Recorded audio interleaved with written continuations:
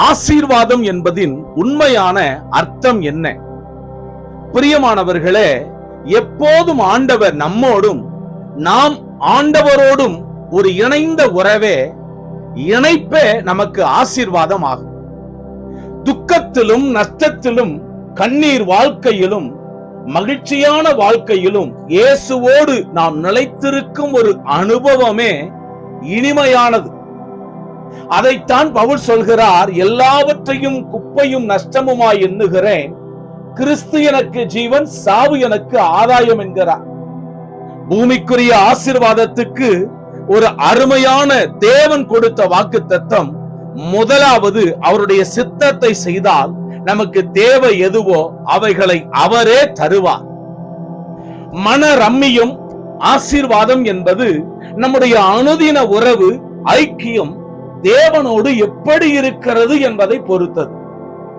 உலக ஆசீர்வாதத்தை விரும்பி ஓடுகிறவர்களுக்கு இதை அறிய முடியாது. நீதிமொழிகள் 10:22 கர்த்தரின் ஆசீர்வாதமே ஐஸ்வரியத்தை தரும், அதனோட அவர் வேதனையை கூட்டார். ஆபகுக் 3:17-18 அத்திமரம் துளிர்விடாமற் போனாலும், திராட்சை செடிகளில் பழம் உண்டாகாமற் போனாலும், ஒலிவ மரத்தின் பலன் அற்று போனாலும், வயல்கள் தானியத்தை விளைவியாமற் போனாலும், கிடையில் ஆட்டு மந்தைகள் முதலற்று போனாலும், தொழுவத்திலே மாடு இல்லாமற் போனாலும், நான் கர்த்தருக்குள் மகிழ்ச்சியாயிருப்பேன், என் ரட்சிப்பின் தேவனுக்குள் களி கூறுவேன். ஆம், கிறிஸ்துவின் அன்பே நமக்கு உண்மையான ஆசீர்வாதம். இயேசு நம்மோடு இருந்தால், நாம் இயேசுவோடு அனுதினமும் நடந்தால், அதுதான் உண்மையான ஆசீர்வாதம். என்ன உபத்திரவம் வந்தாலும் நாம் தேவனை விட்டு பின்வாங்காமல் இருக்கிறோமே, அதுதான் உண்மையான ஆசீர்வாதம். ஆசீர்வாதம் என்ற இந்த வார்த்தைகளை யூதர்களிடத்தில் கேட்டால் அவர்களுக்கு ஒட்டகம்தான் ஞாபகத்துக்கு வருமா? காரணம், யூதர்கள் வாழ்ந்தது மத்திய தரைக்கடலுடைய அருகே. அவர்களுடைய தொழில் மீன் பிடிப்பது. இந்த ஒட்டகம் யூதர்களின் போக்குவரத்து வாகனமாக இருந்தது. கடலில் பிடிக்கப்பட்ட மீன்களை ஒட்டகமானது கீழே படுத்து முட்டி போடப்படும் போது அந்த ஒட்டகத்தின் மீது அவைகள் ஏற்றப்படுமா?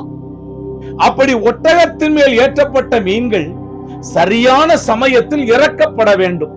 இல்லை என்றால் அவை கெட்டு போய் நாற்றம் எடுக்க ஆரம்பிக்கும். இதுவே ஆசீர்வாதம். ஆம் பிரியமானவர்களே, நாம் ஜெபிக்கும் வேளைகளில் தேவனிடத்தில் முழங்கால் படியிட்டு நாம் ஆசீர்வாதங்களை பெற்றுக் கொள்கிறோம்.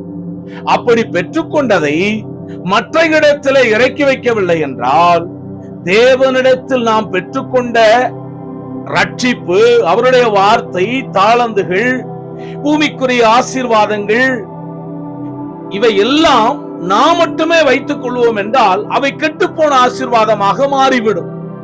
எனவே நாம் இயேசுவிடம் பெற்றுக்கொண்ட தேவனுடைய கிருபைகளை, அவருடைய ரட்சிப்பை நம்முடைய நண்பர்கள், உறவினர்கள் எல்லாருடைய வாழ்க்கையிலும் நாம் இறக்கி வைக்க முயற்சி எடுக்க வேண்டும். ஆம், தேவனிடத்திலே பெற்றுக்கொண்டதை மற்றவர்களிடத்திலே பகிர்ந்து கொள்வதும் அதை இறக்கி வைப்பதுமே உண்மையான ஆசீர்வாதம் என்று யூதர்கள் இதற்கு விளக்கம் தருகிறார்கள். கர்த்தர் நம்மை ஆசீர்வதிப்பாராக.